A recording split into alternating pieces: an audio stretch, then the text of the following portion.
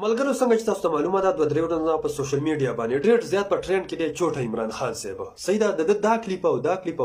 ډېر زیات وایرل دي په دې درې وانو په تاسو ته خبره کوم خو ویډیو به تر اخره ګوري خو راځي پیله دا کلیپ لګاورو بیا راځو د نورو کلیپو جواب وتاکوها خو راځي मेरा नाम इमरान खान है लोग मुझे मोहब्बत से छोटा इमरान खान बोलते हैं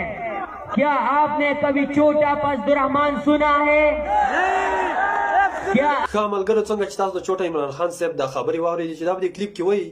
چې ما ته خلک د مين نه چوټه عمران خان وایي تاسو به چېرته چوټه فضلالرحمن نه یې اورېدلې نو اولنۍ خبره خو زه تا وایم چې ته چوټه یې لکه ماشوم یې کم از کم ته لږ ډېر احترام کوه مولانا فضلالرحمن ووایه یا مولانا ورته ته نه وایې که نو فضلالرحمن صاحب وایه ځکه چې مشر دی صحیح ده ستا نه مشر دی ته وړوکی ماشوم یې د 12-14 کالو نو کور کې خو لکه کېدی چې تا ته بیا چا ادب نه یې ښودلی ته مشرانو ته په خپل کلي کې لکه مطلب دغسې نوم وي زموږ پښتنو دا روایت دی چې هغه مشر ته لالا کاکا وایي خو خیر هغه چې ورته نه کم از کم صاحب ورته وایه ټیک ده دویمه خبره تا وکړه چې ما ته خلک چوټه عمران خان وایي او دته لکه د دې پارټۍ کې داسې څوک نشته چې هغه ته خلک چوټه فضلالرحمن صاحب وایي نه بلکل دا ستا حقیقت دی ستا ته خلک ځکه چوټه عمران خان وایي چې ستا د لیډر چې کوم دماغ دی هغه هم ستا غونته کې چوټه دی صحیح ده ستا د لیډر دومره دماغ نشته چې لکه مطلب د هغه غټ سړی هغه ته ووایي صحیح ده خو ستاسو د لیډر او ستا د لیډر هیڅ فرق نشته مطلب دواړه ماشومان یې تاسو ته ځکه یوت یا خلک وایي نو تاسو ماشومان یې ځکه تا ته خلک چوټه عمران خان وایي ستا او د عمران خان په سوچ کې هیڅ فرق نشته بقایا پاتې شو مولانا فضلالرحمن صاحب هغه ته که یو سړی رسي که نه نو 80 کاله عمر به هغه لري د مولانا صاحب 80 کاله عمر دی هغه زه یو ماشوم ته د مولانا صاحب نوم هغه ته زه ورکړم یو ورکوټي ماشوم ته مولانا صاحب لویه هستي ده د هغه په مقابله کې د اوس وخت کې په دنیا کې څه چې په دې ټوله دنیا کې د هغه په مقابله کې کس نشته نو زه د هغه په مقابله کې څنګه یو ماشوم ته ووایم چې ته چوټه فضلالرحمن یې نه دا موږ نشو ویلی ولې چې قاید جمعیت له الله یو غټ سوچ یو غټ فکر ورکړی دی د 15 لکه علما کرامو مشر دی صحیح ده هغه څه دومره واړه دماغ نه دی چې یو ماشوم ته زه د هغه نوم ورکړم صحیح ده بقایا پاتې شو ستاسو دا 2 کلیپونه راځئ دا کلیپونه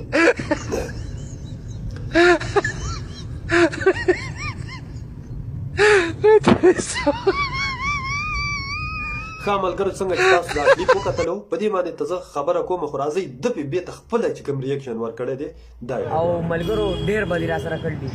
او سټیج دی بزرګ کوس کنه بزور کروز کړه کم چې دغه دي کنه چې تا نقصان درکو کنه کم چې لکه سټیج ویلو کنه سټیج باندې چې منیجمنت کړو ته نقصان در رسو کنه نقصان او تعالی مې کوم نه راکو کنه کوم به شاته کولې به او ملګرو تر داسې بې عزتي ته ما تر اوسه پورې نه دي لیدلې ملګرو څنګه چې تاسو د عمران خان د دې خبرې واورېدله چې هغه په خپله دغه ویډیو جواب کړی په دغه ویډیو زه هېڅ هم نه ویم ولې چې لکه مطلب موږ ته دا تربیت نه دی راکړول شوی خو زه به صرف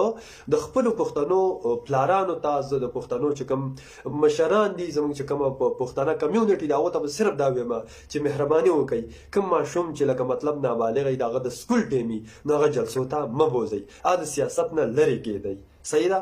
نو لکه مطلب دا حالات بیا د پی ټي آی جلسې ته یو خپل ماشوم بوتلل لکه دا خو ناانصافي ده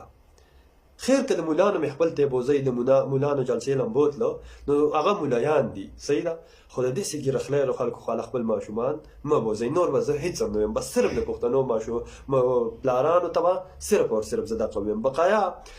دغلته دا خلک اعتراض کوي زموږ په جمعیت باندې او خاص کر د مدرسې په طالب العلم باندې چې د مدرسې د طالب العلم څه کار دی چې د جمعیت جلسې له راځي که نه نو دا خلکو ته وایم چې ستاسو د دې بچو څه کار دی چې د دې سکول د دې ماشومانو څه کار دی چې تاسو یې د عمران خان جلسو نه روباسئ زما د جمعیت جلسې له راشي الحمدلله د علما کرامو سره به ناسته وشي د علما کرامو سره به کیني څه به زده کړي دلته خو ټول ګیره خریلي ولاړ دي ټول دغسې خلک ولاړ دي چې د ماشوم او د غټ او د دې شیانو احترام نه کوي د نر او د ښځې احترام نه کوي نو دلته بیا ولې بوځئ دغه اعتراض بیا په موږ سره کوئ صحیح ده بیا په اخره کې وایم چې خپل بچي د دې شیانو نه او بالخصوص د فتنه پی ټي آی نه ضرور منع کوئ